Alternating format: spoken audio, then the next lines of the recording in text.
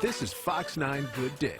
Well, this is pretty cool. Our next guest here this morning is a native Minnesotan making a name for herself in the baking world. And here's why. She doesn't use any added sugar.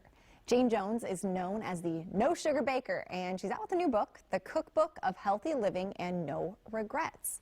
Joining us with tips to keep sugar at bay, author Jane Jones. Thanks for joining us. Oh my gosh, my pleasure. Hey, good morning, everybody. You're talking to two girls who have an extreme sweet tooth, so I know. You got a lot to do to convince us here. But let's start from the beginning. How did you get to this place of learning how to cook without added sugar? Yeah, you know, it's not an easy story to tell, but it's a good one. I'm embarrassed to tell you, I ended up in the emergency room on my 44th birthday. My blood pressure was like 289 over 189. They say my glucose level was 600. Wow. They diagnosed me as severely diabetic. And the ER physician told me these magical words. She said, for the rest of your life, you need to eat lean meats and salads and set me on my merry way. Well, she didn't tell me the next day I was going to wake up with no eyesight for the next 3 weeks of my life. Wow. But here's the good part. 6 months later, insulin-free, diabetic medicine-free, 60 pounds lighter, and that vision was back to 2020. And yes, I was completely sugar-free. Okay. That is a story. That is a story and quite the transformation. So, I mean, how did you even go about doing that? How does one do that? This kitchen behind me, I grew to, I used to love it, right? I'm a Minnesota girl who loves to make tater tot hot dish, peanut butter bars, so to speak, all those great things. I gave it up for a while, right? The first 6 months when I thought life was miserable and the sky has fallen, I gave it up. Everybody kept telling me, you just have to get through the holidays. You just got to get through the holidays. Found myself at the grocery store, literally said a prayer to the guy upstairs and said, hey, you know what? I got to live again. I got to be myself again. There's got to be an answer. I made this kitchen behind me my science laboratory. I call it my culinary science experiment, where every single day, basically now, I'm trying to make a new recipe, trying to figure out how, again, to have that sweet tooth that we just talked about back into my life, completely sugar-free. And I'm talking, I can't even have a banana. The second I have a banana right now, you know, it's the first thing to go in about an hour. Your eyesight? Yeah. Wow. And let me tell you this. I love watching a hockey game just like everybody else is watching right now. And that fear of not being able to see a hockey game or being able to see our daughter on the volleyball court, I never want that again in my life. Sure, yeah, obviously you have such a motivation to figure this out. So you mentioned, obviously, excuse me, the kitchen behind you has kind of been a lab where you've obviously, I'm sure you've had ups and downs in that where you're like, okay, this did not go according to plan, or this was disgusting, or oh my God, it worked. What are some of the things that you found then that you can still have a little bit of that, you know, sweetness? Yeah, taste. I have to be very careful. So like sometimes people use honey. Well, honey to me is all natural sugar. I've had to learn that there's almost like 75 different definitions of what sugar is. So I use an all natural root vegetable sweetener that measures equal to sugar in my recipes, okay? So I go and use that. I found it by the luck of God at the grocery store. But I also now have to use unsweetened almond milk. I have to use butter. I've learned that there's like, here's the No Sugar Baker monster cookie right in front of us. I've had to learn that there's sugar-free chocolate chips. And they're going to taste okay, and they're not going to raise my glucose level at all.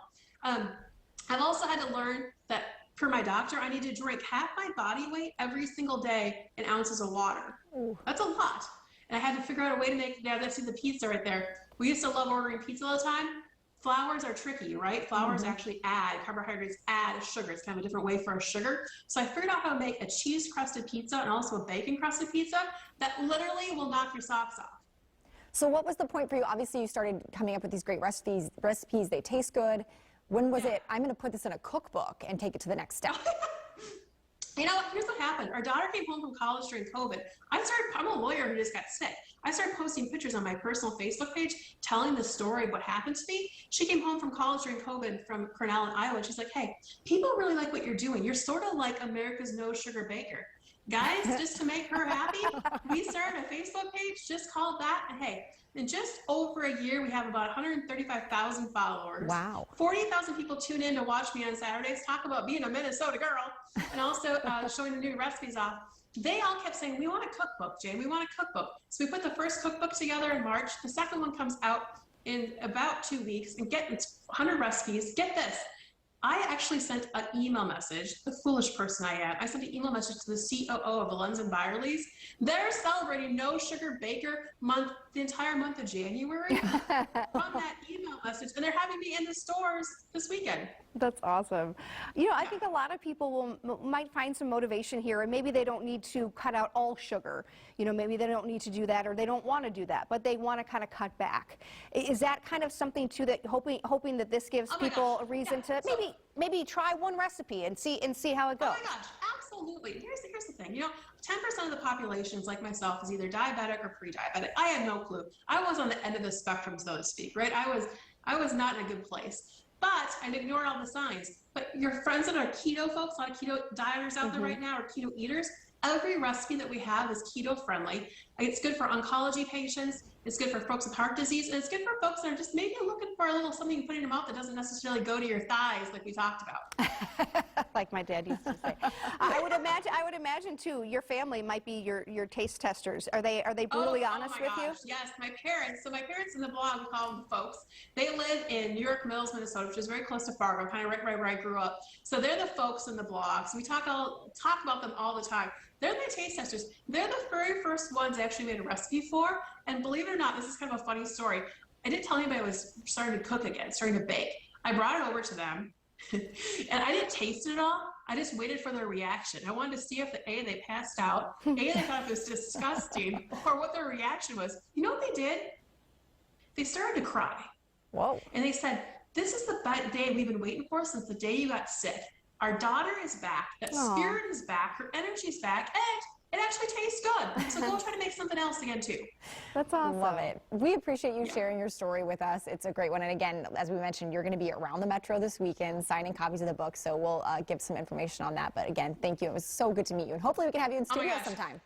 Yeah, that'd be great. We can try out these monster cookies, or I just saw Alex was posting that she made peanut butter cookies list. I challenged her to make the No Sugar Baker chocolate chip peanut butter bacon cookie. Ooh. Okay. Challenge accepted. She's not here, but I'll take the challenge for her. Awesome. Thank you guys. so much. See you soon. The Cookbook of Healthy Living and No Regrets. It's available now. Again, Jane will be appearing at several Lunds and Byerly's this weekend, all because of that email. She'll sign copies and make no sugar brownies. Visit nosugarbaker.com for more information. Speaking of bakers, the Jason Show is coming up next on